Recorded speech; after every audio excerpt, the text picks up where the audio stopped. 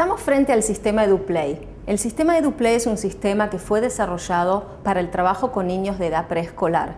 El objetivo del sistema es el desarrollo de destrezas cognitivas, trabajo en grupo y destrezas motóricas.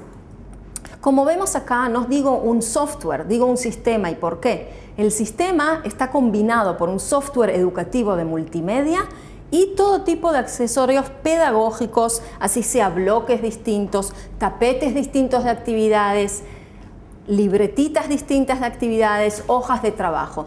Todo eso para crear un entorno muy completo y trabajar distintas destrezas con los niños.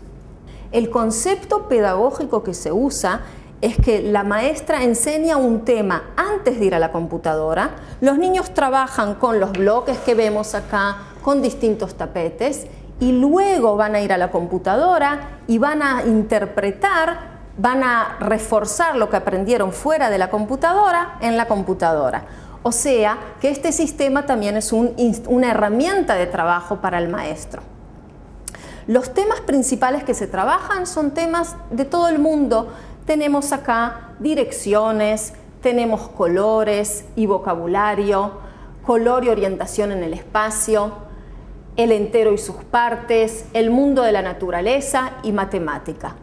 Todos estos temas vienen acompañados para trabajar con un teclado al comienzo, un teclado que le llamamos el teclado iluminado, teclado sencillo de 6 teclas.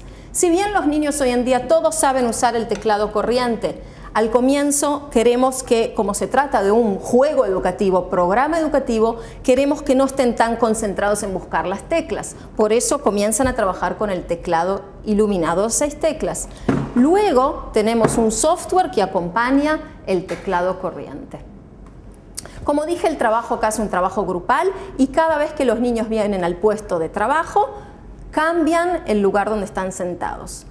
Este sistema viene con manuales para el docente que le explican sobre la actividad, sobre los accesorios, cómo se combinan los accesorios en la actividad y con capacitación para docentes. La capacitación puede ser de 3 a 5 días, en la cual en la capacitación los docentes aprenden no solo cómo a operar las actividades, sino aprenden a crear actividades nuevas de acuerdo a las necesidades específicas.